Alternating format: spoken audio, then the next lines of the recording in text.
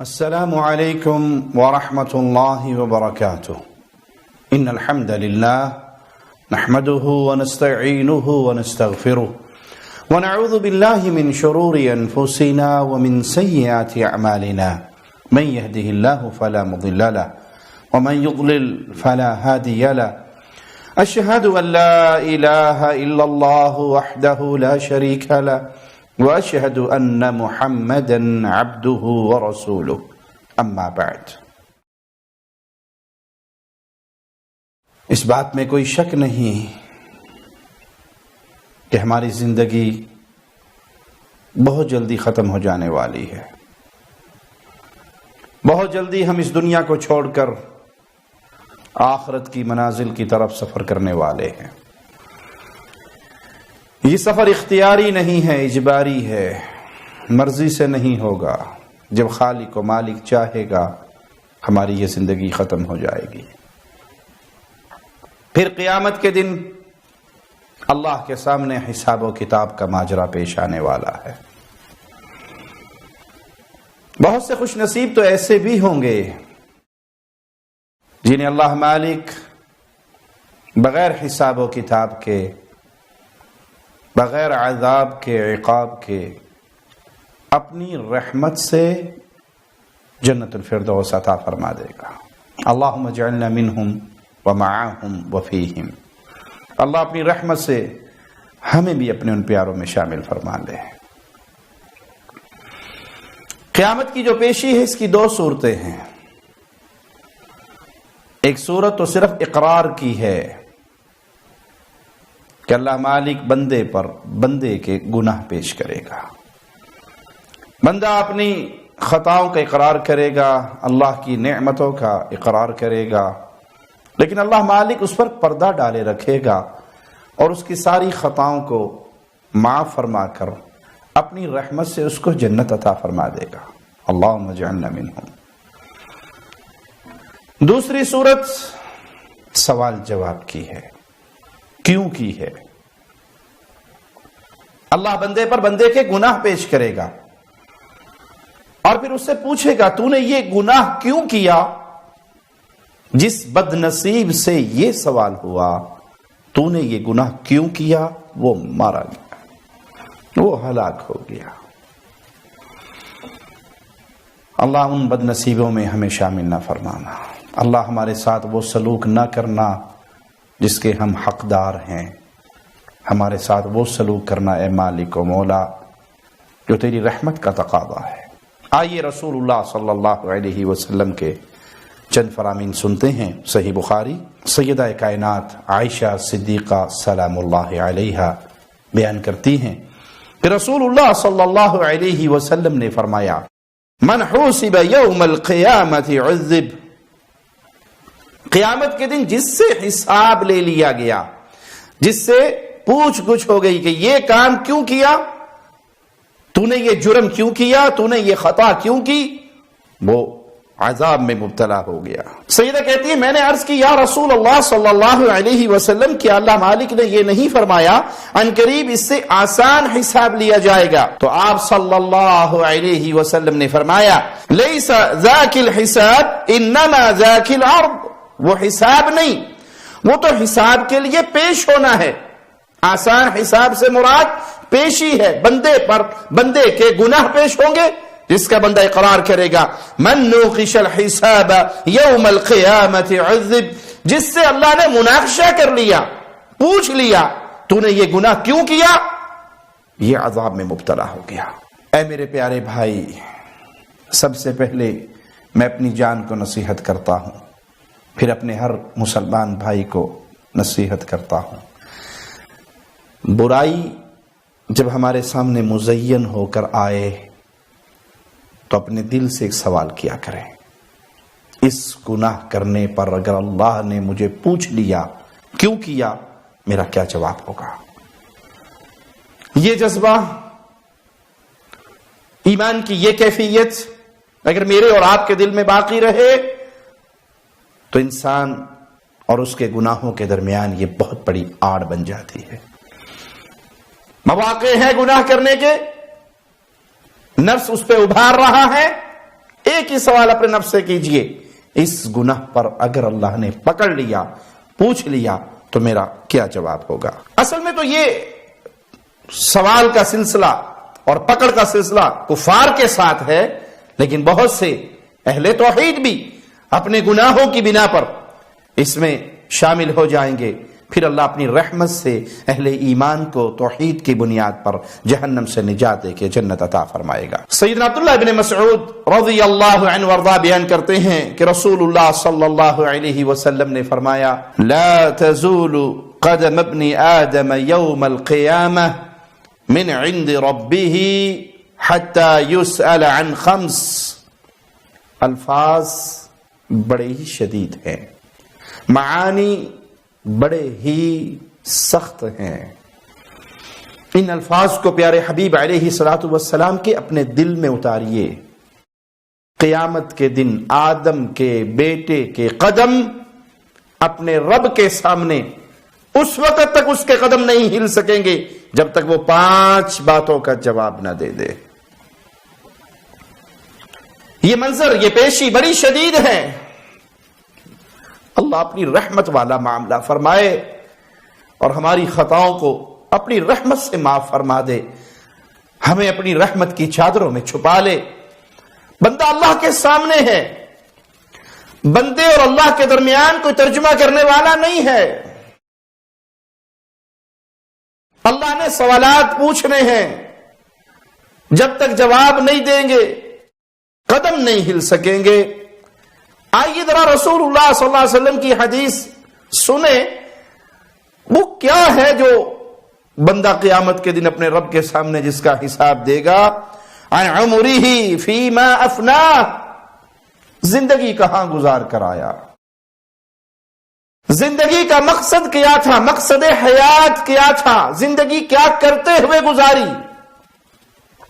زندگی مجھے اور آپ کو ملی ہے آخرت کو سنوارنے کے لیے۔ ہماری یہ زندگی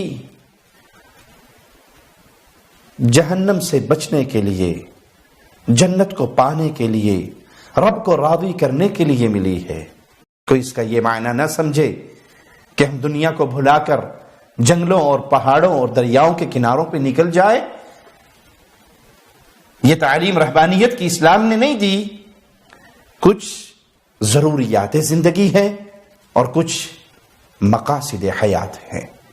ضروریات زندگی ضرور حاصل کیجئے، اپنا نصیب دنیا میں سے لیجئے، لیکن نہ بھولیے کہ اس دنیا میں آنے کا مقصد فَإِمَّا يَأْتِيَنَّكُم مِّنِّي هُدًى فَمَن تَبِعَ هُدَايَ، آسمان والے کی طرف سے ہدایت کا پیغام تم تک آئے گا، جو اس پر چلے گا وہ جنت پا جائے گا۔ عمر کہاں گزاری؟ سوچئے آج میری اور آپ کی عمر کس مقصد کے تحت گزر رہی ہے؟ کہ اس میں اللہ کو راضی کرنا ہماری زندگی کا مقصد ہے؟ کہ آخرت کی تیاری ہماری زندگی کا مقصد ہے؟ یا دنیا کی یہ 4 دن کی زندگی ہی ہمارے لیے سب کچھ ہے؟ وَعَن شَبَابِهِ فِي مَا أَبْلَاهُ، عمر کے اندر جوانی کے ایام بڑے ہی قیمتی ہوا کرتے ہیں۔ نوجوان کسی بھی قوم کا سرمایہ ہوا کرتے ہیں، اور جوانی کی عمر میں انسان کے عزائم بڑے پختہ اور بہت کچھ کر گزرتا ہے۔ اس جوانی کی عمر میں آپ نے کیا کیا؟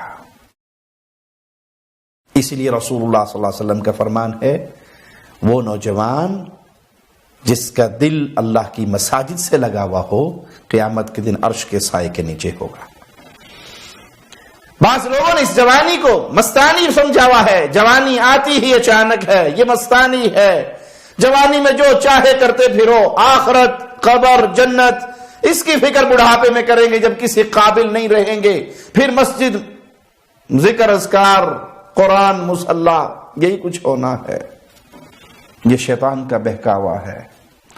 اے میرے نوجوان بھائی، کہ آپ کے پاس گارنٹی ہے کہ آپ جوانی میں مریں گے نہیں؟ آپ کو بڑھاپا آئے گا کیا آپ رب سے لکھوا کر آئے ہیں؟ موت کا تو ایک لمحے کا بھی یقین نہیں، کب کس کو اپنا شکار بنا لے تو یہ جوانی کی عمر میری اور آپ کی کہاں گزر رہی ہے؟ سوچئے اللہ کے لیے. بستر پر لیٹ کر سونے سے پہلے محاسبہ کیجئے اور اللہ سے دعا ہے سب سے پہلے کہنے والے کو فکر کی توفیق عطا فرمائے، پھر ہر سننے والے مسلمان بھائی کو میرے دن کے 24 گھنٹے کہاں خرچ ہو رہے ہیں؟ موبائل کی فضول محفلوں میں، سوشل میڈیا کے اوپر بیٹھ کر فضول اپنے وقت کا ضیاع، یا قرآن پڑھتے ہوئے، دین سیکھتے ہوئے، اللہ کو یاد کرتے ہوئے، ذکر اذکار کرتے ہوئے؟ منافقین کا حال بیان ہوا کہ وہ بہت تھوڑا اللہ کا ذکر کرتے ہیں. سوچئے 24 گھنٹے میں آپ کی زبان سے اللہ کا ذکر کتنی بار نکلتا ہے؟ کتنی بار آپ سبحان اللہ، الحمدللہ، اللہ اکبر، لا الہ الا اللہ، لا حول ولا قوت الا باللہ، سبحان اللہ وبحمدہ، سبحان اللہ العظیم، یہ آپ کی زبان پر کتنا رہتا ہے؟ اگر بہت تھوڑا تو ڈر جائیے، یہ اہل نفاق کا حال ہے کہ وہ اللہ کا ذکر بہت تھوڑا کرتے ہیں. اور بہت ساری اکثریت ایسے بھی آپ کو جواب میں ملے گی جو کہے گی ہماری زبان سے تو یہ بات کبھی نکلتی ہی نہیں ہے. جوانی کے ایام کہاں گزار کر آئے، یہ اللہ نے سوال کرنا ہے. جس نے جوانی دی ہے، جس نے عمر دی ہے، وہ آپ سے پوچھے گا یہ کہاں گزار کر آئے ہو. وعن ماله من اين اكتسبه، آپ کا مال، اس کے بارے میں سوال ہونا ہے، کہاں سے کمایا ہے؟ مسلمان مال کمانے میں آزاد نہیں ہے کہ وہ سود کا معاملہ کرے، وہ جوئے کا معاملہ کرے، وہ حرام طریقے سے کمائے. مال آنا چاہیے. کہاں سے آ رہا ہے یہ کوئی ٹینشن نہیں، حلال ہے یا حرام. سود پر میں نے قرضے لے کر زمینیں بنائی ہیں، میں نے قرضے لے کر سود پر مکان خریدے ہیں، میں نے قرضے لے کر گاڑیاں خریدی ہیں، میرا سارا سسٹم جو ہے وہ سودی معاملات پہ چل رہا ہے. لاٹری کے ذریعے، جوئے کے ذریعے، حرام کاری کے ذریعے، جھوٹ بول کر، ناحق لوگوں کا حق مار کر، بہنوں کا حق دبا کر، یتیم بھتیجوں کا حق دبا کر، لوگوں سے لوٹ کھسوٹ کر میں نے کہاں سے کمایا؟ الا من رحم ربی. اکثریت کے دل سے یہ فکر نکل گئی کہ مال کہاں سے کما رہا ہوں، کیا میرا کمائی کا ذریعہ ہے. ان کو بس یہی فکر ہے، جیب بھری ہونی چاہیے، حلال سے یا حرام سے یہ کوئی ٹینشن نہیں. ہاں یوں کوئی اگر بتا دے کہ آپ جس کسائی سے گوشت لے کر آتے ہیں وہ گدھے کا گوشت بیچتا ہے تو سر پھاڑنے کے لیے پہنچ جائیں گے. حرام جانور کھلاتے ہو ہمیں، کوئی شک نہیں گدھا حرام ہے، لیکن کوئی شک نہیں یتیم کا مال کھانا حرام ہے. اسلام کے نام پہ، مساجد مدارس کے نام پہ چندہ اکٹھا کر کے کھا جانا حرام ہے. بیواؤں کا حق مار جانا حرام ہے، یتیموں کا حق مارنا حرام ہے، جھوٹ بول کے کمانا حرام ہے، چائنا کی چیز کو جاپان کی بنا کر بیچنا حرام ہے، سودی کاروبار کرنا حرام ہے، سودی کمپنیوں کے ساتھ معاملات کرنا، سود والے معاملات میں حصے دار پارٹنر بننا حرام ہے. صرف گدھا حرام نہیں، یہ چیزیں بھی حرام ہے. مال کہاں سے کمایا؟ جواب مالک کو دینا ہوگا، نہیں دے سکو گے جب تک قدم نہیں ہلیں گے. وَفِيمَا أَنفَقَهُ، مال کمایا کہاں سے، لٹایا کہاں پر، خرچ کہاں کیا؟ یہ آج جو آپ خرچ کر رہے ہو قیامت کے دن اس کا جواب دینا ہے. حلال راستے میں خرچ ہو رہا ہے یا حرام میں؟ اللہ کو راضی کرنے پہ خرچ ہو رہا ہے یا اللہ کو ناراض کرنے پہ؟ کسی نے آپ کے ساتھ جھگڑا کیا، کسی نے آپ کو گالی دے دی اور آپ کسی شوٹر کو 10 لاکھ روپے دے کر کہتے ہو اس کو اڑا دو، اس 10 لاکھ کا جواب دینا ہے قیامت کے دن. وہ قتل کا خون تو آپ کے سر پہ ہے ہی ہے، یہ مال جو رب کی ناراضگی میں لگایا اس کا جواب دینا ہے.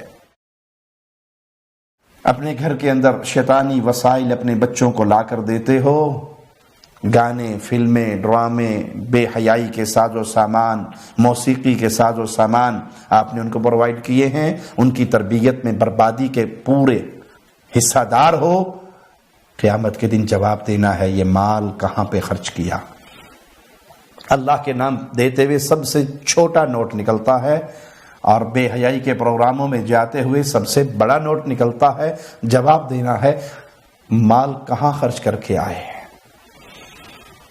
کتنے یتیموں کی کفالت کی، کتنی مسکینوں کی کفالت کی، کتنی بیواؤں کے سہارا بنے، کس کے اوپر مال خرچ کیا، کہاں لگایا۔ یاد رکھیے گا، جیب سے نوٹ نکالتے ہوئے ہمیشہ اپنے دل میں یہ بات پختہ رکھا کریں، ایک دن مجھے جواب دینا ہے یہ پیسہ میں کہاں خرچ کر رہا ہوں۔ وَمَاذَا عَمِلَ فِي مَا عَلِمَ، اور یہ سوال بڑا ہی خطرناک ہے، یہ سوال سب سے شدید ہے۔ جتنا علم تجھ تک پہنچ چکا تھا اس پہ کتنا عمل کیا۔ یہ سوال نہیں ہے کہ تو علامہ بنا یا نہیں، 8 سال مدارس میں پڑھائی کی یا نہیں، اس کا یہ مطلب بھی نہیں ہے کہ انسان یہ کہ جی میں علم سیکھتا ہی نہیں ہوں، سیکھوں گا تو جواب دینا پڑے گا۔ بنیادی دین کا علم حاصل کرنا ہر مسلمان پہ فرض ہے۔ اللہ کی توحید کا علم، پیارے نبی کی رسالت کا علم، ارکان اسلام پہ عمل کرنے کا علم، اس کا حاصل کرنا آپ پر، مجھ پر، ہر مسلمان پر فرض ہے۔ لیکن آپ تک جتنا علم پہنچا، حلال کیا ہے، حرام کیا ہے، ثواب کیا ہے، گناہ کیا ہے، کس سے اللہ راضی ہوتا ہے، کس سے اللہ ناراض ہوتا ہے، کیا کام کریں گے تو پیارے نبی صلی اللہ علیہ وسلم کے پیارے اور آپ کی جنت میں آپ کے پڑوسی بنیں گے، اور کیا کام کریں گے تو حوض کوثر سے دھتکار دیے جائیں گے۔ جو جو باتیں مجھ تک پہنچ چکی، جو جو علم مجھ تک پہنچ چکا، قرآن پاک کی جتنی آیات میں نے ترجمے سے سنی پڑھی، جو بات حقیقی مجھ تک پہنچی، جو علم مجھے حاصل ہوا، میں نے اس پہ کتنا عمل کیا۔ آپ کو معلوم ہے، آپ کے کان تک یہ آواز پڑی ہے، وَمَن نَصْرُ إِلَّا مِنْ عِنْدِ اللَّهِ، مدد صرف اللہ کی طرف سے آتی ہے۔ آپ نے قرآن حکیم کی یہ آیت پڑھ کر، سن کر اس پہ عمل کیا، یا علی مدد، یا رسول اللہ مدد کے نعرے لگائے؟ آپ تک آواز پہنچی کہ رسول اللہ صلی اللہ علیہ وسلم نے قبروں کو پختہ کرنے سے منع کیا، آپ نے اپنے ابو کی، اپنی اماں کی، اپنی دادی اور دادا کی، اپنے رشتہ داروں کی، اپنے بڑوں کی، عزیزوں کی قبروں کو پختہ بنایا؟ آپ تک آواز پہنچی کہ رسول اللہ صلی اللہ علیہ وسلم نے ساز اور موسیقی سے منع کیا، فرمایا میں اس دنیا پر ساز کے آلات کو توڑنے کے لیے آیا؟ آپ نے اپنے گھر کے اندر ٹیلی ویژن، ساز کے آلات، موسیقی کے آلات، یہ سب پہنچائے؟ آپ کو علم تھا یہ حرام ہے، آپ کو پتا تھا یہ گناہ ہے، آپ کو پتا تھا سود کھانا حرام ہے، آپ کو پتا تھا زنا حرام ہے، آپ کو پتا تھا، جتنا آپ تک علم پہنچا آپ نے اس پہ کتنا عمل کیا؟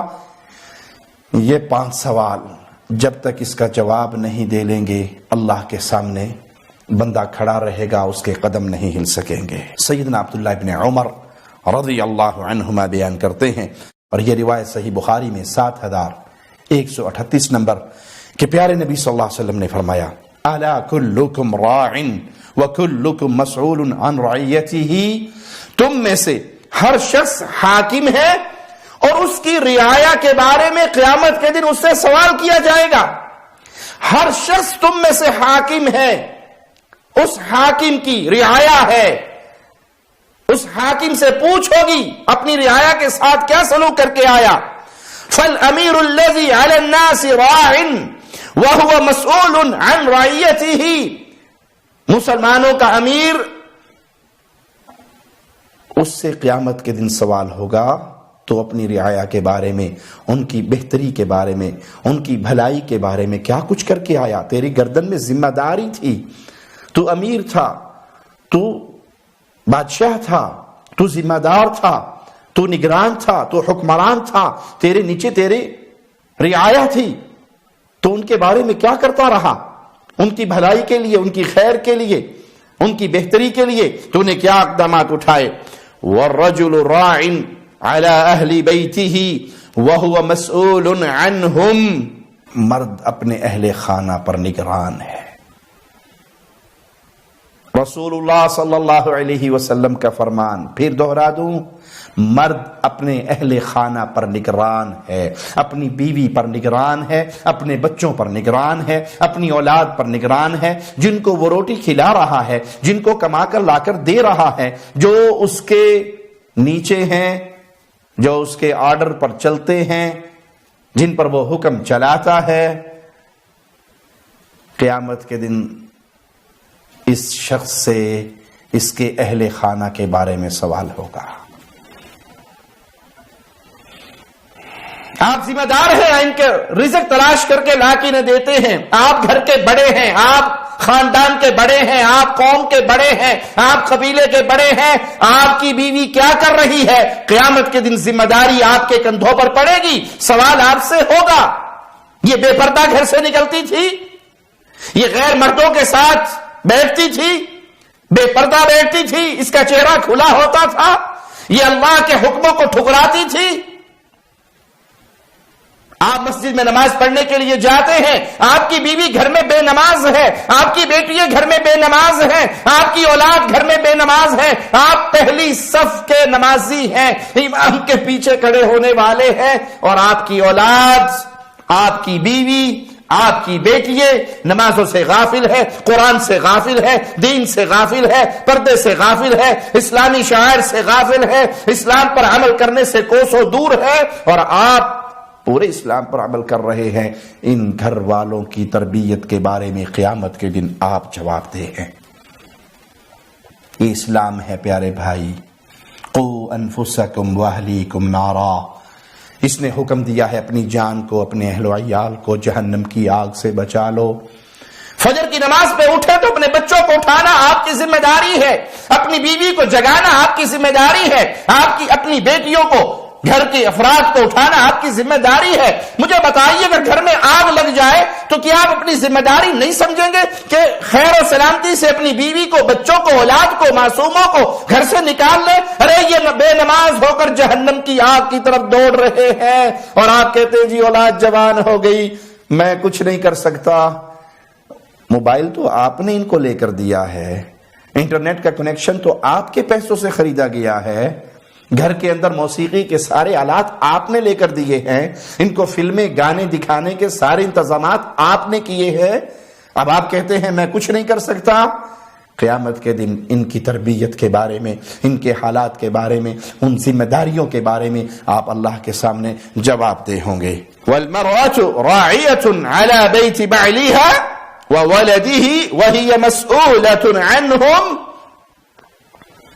عورت نگران ہے، ذمہ دار ہے، اپنے خاوند کے گھر کی نگران ہے، اس کے بچے کی، اس کے مال کی، اس کے گھر کی۔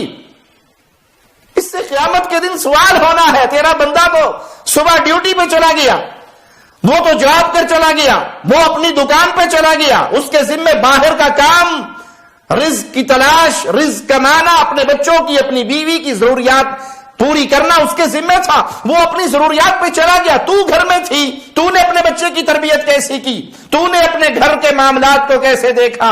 کیا تیرے حکموں کو اس گھر میں نافذ کیا جاتا تھا؟ وہ حکم اسلام کے مطابق ہوتے تھے یا خلاف ہوتے تھے؟ تو نے اپنے بچے کی تربیت کیسی کی؟ تربیت ماؤں کا کام ہے، بیٹیوں کی تربیت ماؤں کا کام ہے، اولاد کی تربیت ماؤں کا کام ہے۔ یہ میاں بیوی مل کر اپنے گھر کو جنت بھی بنا سکتے ہیں اور جہنم کا گڑھا بھی بنا سکتے ہیں۔ یاد رکھیے دونوں صورتوں میں قیامت کے دن آپ نے جواب دہ ہونا ہے۔ اگر یہ گھر جنت کا منظر ہوا، آپ کے بچے قرآن پڑھنے والے، دین پڑھنے والے، نماز پڑھنے والے، دین پڑھنے سے، نماز پڑھنے سے یہ مطلب کبھی نہیں نکلتا کہ وہ دنیاوی فنون سے غافل رہیں، نہیں، دنیا کے سارے فنون ان کو سکھائیں، دنیاوی علم ان کو دیں، لیکن مسلمان بنانا آپ کی ذمہ داری ہے، مسلمانوں والی تربیت کرنا آپ کی ذمہ داری ہے۔ اپنی بیٹیوں کو عائشہ صدیقہ کے نقش قدم پر چلانا، فاطمہ الزہرا کی سیرت پڑھانا آپ کی ذمہ داری ہے۔ اپنے بچوں کو صحابہ کا درس دینا، ان کی زندگی ان کے سامنے کھول کر رکھنا، ان کی اسلامی تربیت کرنا، یہ آپ کی ذمہ داری ہے۔ اس ذمہ داری کا قیامت کے دن آپ سے سوال ہونا ہے۔ وَالْعَبْدُ رَاعٍ عَلَى مَالِ سَيِّدِهِ وَهُوَ مَسْئُولٌ عَنْهُ، خادم غلام اپنے آقا کے مال کا ذمہ دار ہے اور قیامت کے دن اس سے سوال ہونا ہے. الا فکلکم راع وکلکم مسئول عن رعیتہ، سنو خبردار، تم میں ہر ایک آدمی حکمران ہے، اس کی رعایا ہے، رعایا کے بارے میں قیامت کے دن وہ جواب دہ ہے. پیارے بھائی، یہ قیامت کی گھڑی بڑی شدید ہے، یہ قیامت کا دن بڑا سخت ہے، اس دن کا حساب و کتاب بھی بڑا سخت ہے. آئیے ایک بد نصیب کی خبر ہمیں رسول اللہ صلی اللہ علیہ وسلم کی حدیث سے ملتی ہے، اور پیارے نبی صلی اللہ علیہ وسلم کا یہ فرمان صحیح مسلم میں 2581 نمبر ابو ہریرہ رضی اللہ عنہ وارضاہ بیان کرتے ہیں کہ رسول اللہ صلی اللہ علیہ وسلم نے فرمایا اتدرون ما المفلس، تم جانتے ہو مفلس کون ہے؟ صحابہ نے کہا ہمارے نزدیک مفلس وہ ہے جس کے پاس درہم و دینار، مال و دولت دنیا کی نہیں ہو. تو آپ صلی اللہ علیہ وسلم نے فرمایا ان المفلس من امتی من یأتی یوم القیامہ بصلاۃ وصیام وزکاۃ، میری امت کا مفلس وہ ہے جو قیامت کے دن آئے گا، نمازیں، روزے اور زکوٰۃ اس نے ادا کی ہوگی، ان سب نیکیوں کا ڈھیر لے کر آئے گا. نمازیں پڑھی ہوئی ہیں، اس کے اکاؤنٹ میں موجود ہیں، روزے رکھے ہوئے ہیں اور اس کے اکاؤنٹ میں موجود ہیں، زکوٰۃ ادا کی ہوئی ہے اور اس کا اجر و ثواب اس کے اکاؤنٹ میں موجود ہے. وَيَأْتِي قَدْ شَتَمَ هَذَا، لیکن اس حال میں آئے گا کہ فلاں کو اس نے گالی دی تھی، وَقَذَفَ هَذَا، فلاں پر اس نے بہتان لگایا تھا، وَأَكَلَ مَالَ هَذَا، اور فلاں کا اس نے مال کھا لیا تھا، وَسَفَكَ دَمَ هَذَا، اور کسی کو اس نے قتل کیا تھا، ناحق اس کا خون بہایا تھا، وَضَرَبَ هَذَا، اور کسی کو مارا تھا. یہ جس کو مارا، جس کا خون بہایا، جس پہ الزام لگائے، جس کو گالیاں دی، یہ سارے اکٹھے ہو کر موجود ہیں. اللہ کی عدالت ہے، اللہ کی عدالت میں انصاف کا ترازو لگنا ہے اور انصاف ہونا ہے. تو پیارے بھائی، منظر بڑا شدید ہے، اس منظر کو ہمیشہ اپنی آنکھوں کے سامنے رکھیے. کسی پہ غصہ آ جائے تو فوراً اپنی چودراہٹ دکھاتے ہوئے، اپنی بڑائی دکھاتے ہوئے، اپنی قوت کا اظہار کرتے ہوئے ڈنڈا، مکہ، ہاتھ، گن، گولی نہ اٹھائیے کہ ایک دن ایسا آنا ہے جہاں آپ خالی ہاتھ ہوں گے. آپ کا کوئی وہاں پر اسب و رسوخ کام نہیں آئے گا. وہاں مظلوموں کا دن ہوگا اور عدالت میں فیصلے ہوں گے. اب فیصلہ کیا ہوگا؟ فَيُعْتَى هَذَا مِنْ حَسَنَاتِهِ وَهَذَا مِنْ حَسَنَاتِهِ، جس کو مارا ہے، جس کا خون بہایا ہے، جس کو گالی دی ہے، جس کی غیبت کی ہے، جس پر تہمتیں لگائی ہے، اس کی نیکیاں بٹنی شروع ہو جائیں گی، بدلہ دیا جائے گا. دے بدلہ. بہنوں کا حق کھانے والوں، ماں کا حق کھا کر بوڑھے ماں باپ کو دھکے دے کر گھر سے نکال دینے والوں، یتیم بھتیجے بھتیجیوں کا حق کھا جانے والوں، پڑوسیوں کا حق کھا جانے والوں، قیامت کے دن آوازہ پڑے گا دو بدلہ. کہاں سے دیں؟ بہن کے 10 مرلے بنتے تھے، میں دبا گیا اور میں نے یہی سمجھا کہ اگر میں نے بہن کو حق دیا میرا ناک کٹ جائے گا، قوم میں بدنام ہو جاؤں گا، تیری بہن بڑی ظالم ہے، بھائی سے حق لے گی. ہمارے خاندان میں حق نہیں لیا کرتے، یہ حق اللہ نے رکھا تھا. تو اللہ کے فیصلوں کو ٹھکراتا ہے. دے بدلہ. کہاں سے دوں؟ قیامت کے دن سکہ کیا ہوگا؟ کرنسی کون سی چلے گی؟ وہاں ریال، ڈالر، روپے نہیں ہوں گے، سونا، چاندی، ہیرے جواہرات نہیں ہوں گے. وہاں کرنسی ہوگی. نماز کا ثواب اس کو دے دے، حج کا ثواب اس کو دے دے، زکوٰۃ کا ثواب اس کو دے دے، روزوں کا ثواب اس کو دے دے. نیکیاں بٹنی شروع ہو جائیں گی. فَإِن فَنِيَتْ حَسَنَاتُهُ قَبْلَ أَن يُقْضَى مَا عَلَيْهِ أُخِذَ مِنْ خَطَايَاهُمْ فَطُرِحَتْ عَلَيْهِ ثُمَّ طُرِحَ فِي النَّارِ. اگر کسی بد نصیب کی نیکیاں ساری ختم ہو گئی اور سوالی موجود ہے، ان کو بھی بدلہ دینا ہے، ان کو بدلہ کیسے دیا جائے گا؟ تو نیکیاں بھی نہیں رہی. آواز آئے گی ان کے گناہ ظالم کے سر پہ لاد دیے جائیں. ظالم، مفلس، لاچار و کلاش ساری نیکیاں بٹوا کر لوگوں کے گناہ اپنے سر پہ اٹھا کر جہنم کا ایندھن بن جائے گا اور یہ اپنے گناہ اس کے سر پہ لاد کر گناہوں سے فارغ ہو کر ہو سکتا ہے جنتوں کے مہمان بن جائیں۔ پیارے بھائی، یہ عدالت بڑی شدید ہے، یہاں کوئی زور نہیں ہے، کوئی قوت نہیں ہے کسی کے پاس، کوئی بابا جی، کوئی شاہ جی، کوئی چودھری جی، کوئی حاجی جی نہیں ہے، یہاں کوئی بکنے والے جج نہیں ہے، یہاں کوئی وکیل نہیں ہے جن کو آپ خرید لیں، کوئی آپ کا کیس لڑے۔ یوم یفر المرء من اخیہ وامہ وابیہ وصاحبتہ وبنیہ لکل امرئ منہم یومئذ شأن یغنیہ۔ نہ باپ، نہ بھائی، نہ بہن، نہ بیوی، نہ بچے، اس دن کوئی کسی کے کام نہیں آنے والا۔ ہر کوئی یہ چاہے گا جو جاتا ہے بھاڑ میں جائے، میری جان بچ جائے۔ اس دن کو اپنی آنکھوں کے سامنے رکھا کرے، کسی غریب پہ ظلم کرتے ہوئے، کسی غریب کو گالی دیتے ہوئے، اصل ظلم تو ہوتا ہی کمزوروں پر ہے۔ جو اپنی قوت سے زیادہ قوت والا ہو، انسان اس کے سامنے سر جھکا کے جاتا ہے، پانی نیچے کو ہی بہتا ہے۔ تو اپنے ہاتھ کو روکیے، یہ مظلوم، یہ کمزور ایک دن آئے گا جب اپنے اللہ کے سامنے شکایت کریں گے، پھر مجھے اور آپ کو کون بچائے گا؟ ایک صحابی اپنے غلام پر ناراض تھے، اس کو مار رہے تھے۔ پیارے نبی صلی اللہ علیہ وسلم نے یہ منظر دیکھا، دور سے آواز لگاتے ہوئے آئے، چھوڑ دو اس کو، چھوڑ دو، چھوڑ دو اس کو، چھوڑ دو۔ جب وہ قریب آئے، پیارے نبی صلی اللہ علیہ وسلم ان کے پاس پہنچے اور کہا اس کو چھوڑ دو۔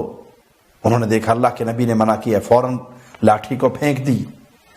آپ نے صرف ایک جملہ کہا، اے میرے صحابی، تو اپنے غلام پر جتنی قوت، طاقت، قدرت رکھتا ہے، تیرا اللہ تجھ پر اس سے کہیں زیادہ قوتیں رکھتا ہے۔ ایمان کے اعلیٰ ترین مقام پر فائز تھے تو انسان، لیکن ایمان دل کے اندر رچا بسا ہوا تھا، مصطفیٰ کے شاگرد تھے۔ یہ جملہ سنتے ہی کیسے تڑپ اٹھے کہ یا رسول اللہ صلی اللہ علیہ وسلم، میں اپنے غلام کو اللہ کے نام پر آزاد کرتا ہوں، میں اس کے ساتھ جو زیادتی کر بیٹھا، جو مار پیٹ کر بیٹھا، میں اس کو آزاد کرتا ہوں۔ پیارے نبی صلی اللہ علیہ وسلم کے جملوں کو یاد رکھیے، اپنے ہوٹلوں پر چائے بانٹنے والے، بچوں پہ ظلم کرنے والوں، اپنے فیکٹری کے ملازموں کو مارنے والوں، چھوٹی چھوٹی بات پر ڈنڈے اٹھا کر اپنے ملازموں کو پیٹ دینے والوں، یہ ملازم ہے، غلام نہیں، آزاد ہے۔ اپنی بیویوں کو مارنے والوں، اپنے کمزوروں پہ ہاتھ اٹھانے والوں، اپنی بوڑھی ماں باپ کو دھکے دے کر اپنے گھروں سے نکالنے والوں، اس جملے پر غور کیجئے۔ آپ نے فرمایا میرے صحابی، اگر تو اس کو آزاد نہ کرتا، میں ڈرتا تھا کہیں اس غلام کے جسم کے اس اعضاء کے بدلے تیرے اعضاء کو جہنم کی آگ نہ پکڑ لے۔ جتنا تو نے اسے مارا ہے، اس پہ ڈنڈے برسائے ہیں، میں ڈرتا تھا کہیں جہنم کی آگ تیرے جسم کے ان اعضاء کو نہ پکڑ لے جن اعضاء پر تم نے اس کے اوپر ڈنڈے برسائے۔ اے میرے پیارے بھائی، قیامت کے دن مجھے اور آپ کو کون بچائے گا؟ اس لیے اللہ کے لیے رک جائیے۔ اگر کوئی معاملہ ظلم ستم کا ہے، گالی گلوچ کا ہے، کسی کے اوپر بہتان باندھنے کا ہے، اس دنیا میں معافی مانگ لیجئے، کیا ہوگا؟ چند لوگوں کے سامنے اگر ذلیل بھی کر دیے گئے تو کیا حرج ہے؟ ارے قیامت کے دن کی ذلت سے تو بچ جاؤ گے۔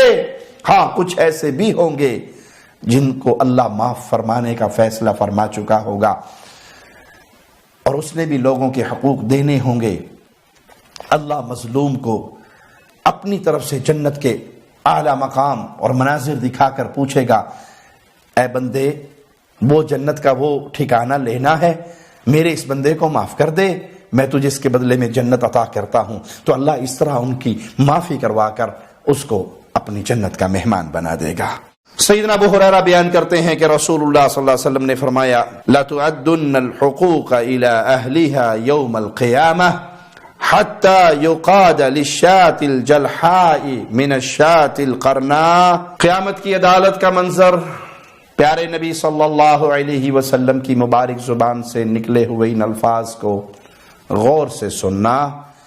قیامت کے دن تم سب حقداروں کے حقوق ان کو ادا کرو گے، یہاں تک کہ اگر ایک سینگ والی بکری نے بے سینگ والی بکری کو دنیا میں مارا ہوگا، اللہ ان کو بھی زندہ کرے گا اور اس کا بھی حق اسے دلوایا جائے گا۔ اس کے بعد جانور پھر دوبارہ مٹی ہو جائیں گے، وہاں انسان اور جن باقی رہیں گے جن کے لیے جنت یا جہنم کا معاملہ ہے۔ لیکن انصاف کا ماجرا کیسا ہوگا کہ سینگ والی بکری نے بے سینگ والی بکری کو مارا ہوگا تو دونوں کو اٹھا کر ان کا بدلہ دلوایا جائے گا۔ اس عدالت میں اگر یتیموں نے، بیواؤں نے، مسکینوں نے، غریبوں نے، مزدوروں نے آپ کے دامن کو پکڑ کر اللہ سے سوال کر لیا، اس نے دنیا میں ہمارے ساتھ یہ سلوک کیا تھا، آج ابھی وقت ہے ان کو راضی کر کے آپ اللہ کے عذاب سے بچ سکتے ہیں۔ پیارے نبی صلی اللہ علیہ وسلم کے فرمان پہ غور کیجئے، من كانت عنده مظلمة لأخيه فليتحلله منها،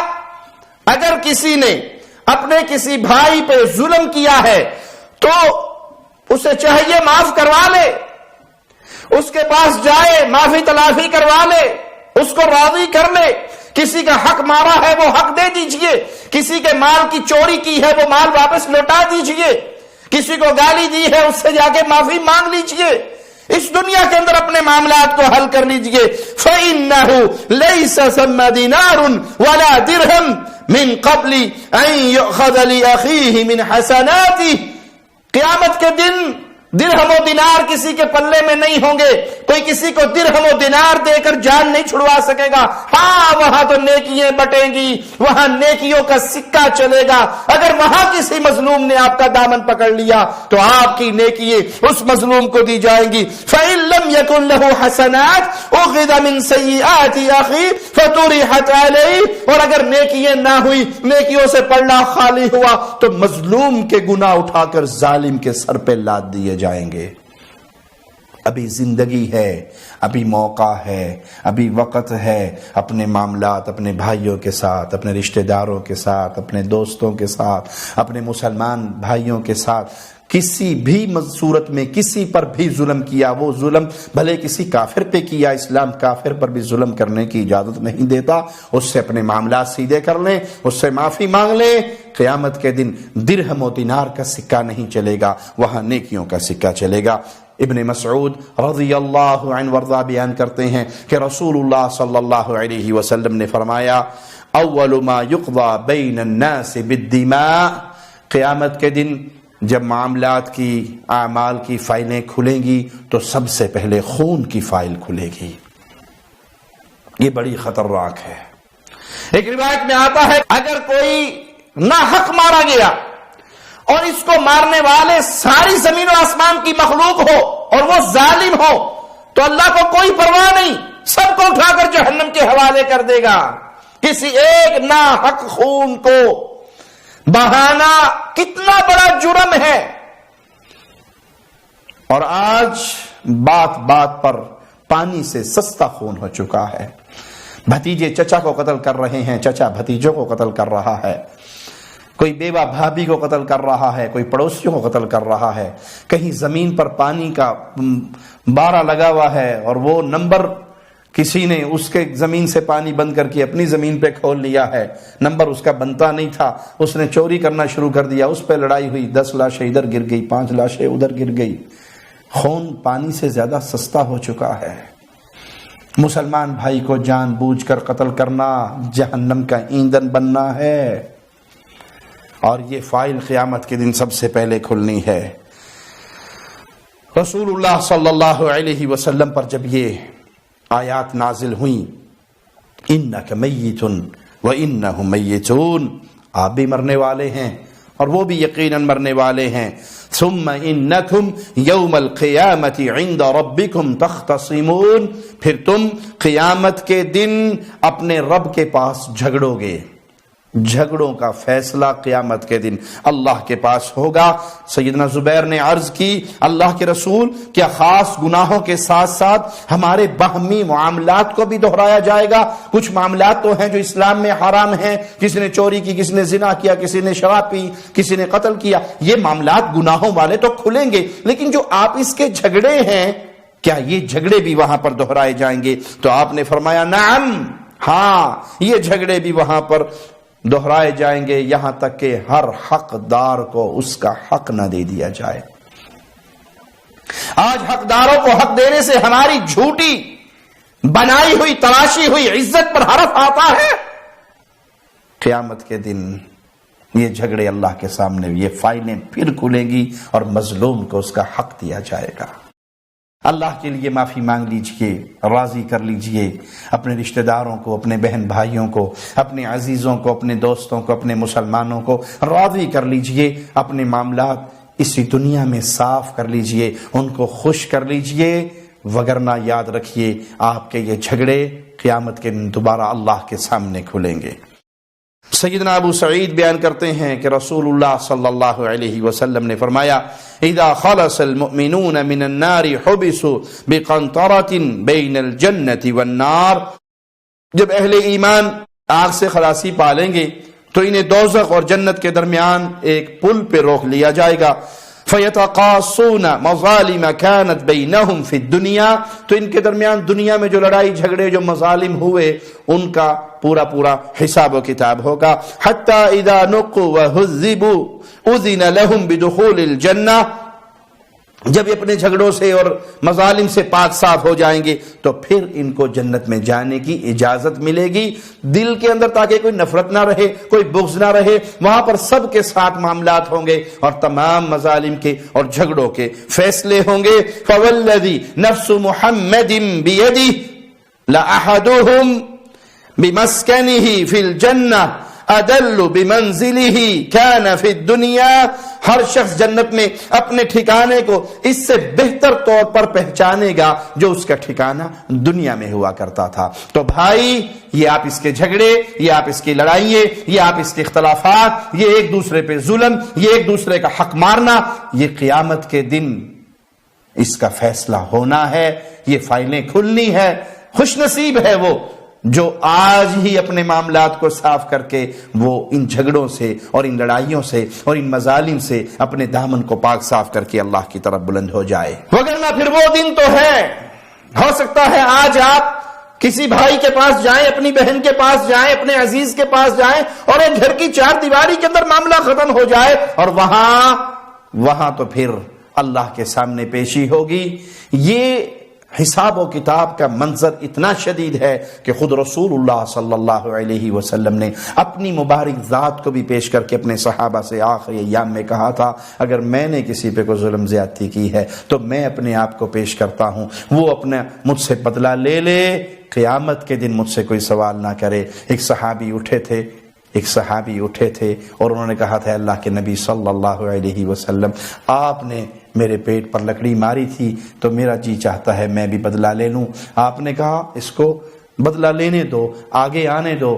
اس کو لاٹھی دے دی گئی، اس نے کہا اللہ کے نبی صلی اللہ علیہ وسلم آپ کے مبارک بطن پر، پیٹ پر کپڑا پڑا ہوا ہے، میرا پیٹ ننگا تھا، آپ نے اپنے بدن مبارک سے کپڑا ہٹا دیا۔ وہ صحابی دوڑتے ہوئے آگے بڑھے، لاٹھی کو پھینکا اور آپ کے بدن کے ساتھ چمٹ گئے، آپ کے بدن کو چومنے لگ گئے، بوسے کرنے لگ گئے اور کہنے لگے اللہ کے رسول صلی اللہ علیہ وسلم ارادہ گستاخی کا تو نہیں تھا، مجھے لگا کہ اب یہ ہماری جدائی کے لمحات ہیں، میرا جی آیا کہ میں اپنے ہونٹوں سے آپ کے بدن کو چوم لوں، اپنے چہرے کو آپ کے جسم پہ مل لوں، ہو سکتا ہے اللہ اس چہرے کو جہنم پہ حرام کر دے۔ لیکن پیارے بھائی امت کے لیے درس کیا ہے کہ رسول اللہ صلی اللہ علیہ وسلم نے اپنی مبارک ذات کو پیش کر کے کہا اگر کسی نے کوئی بدلہ لینا ہے تو آج مجھ سے لے لے، قیامت کے دن سوال نہ کرے۔ اللہ ہمارے دلوں میں اپنے بہن بھائیوں کی، مسلمانوں کی، عزیزوں کی، رشتہ داروں کی محبت پیدا فرمائے اور زبان سے، ہاتھ سے کسی کو کوئی بھی تکلیف دی ہو تو ان سے معافی اسی دنیا میں مانگنے کی توفیق عطا فرمائے، زندہ رکھے ایمان کی بہترین حالت میں رکھے، موت دے تو ایمان کی بہترین حالت میں موت دے۔ اقول قولی ھذا واستغفر اللہ لی ولکم ولسائر المسلمین فاستغفروہ انہ هو الغفور الرحیم۔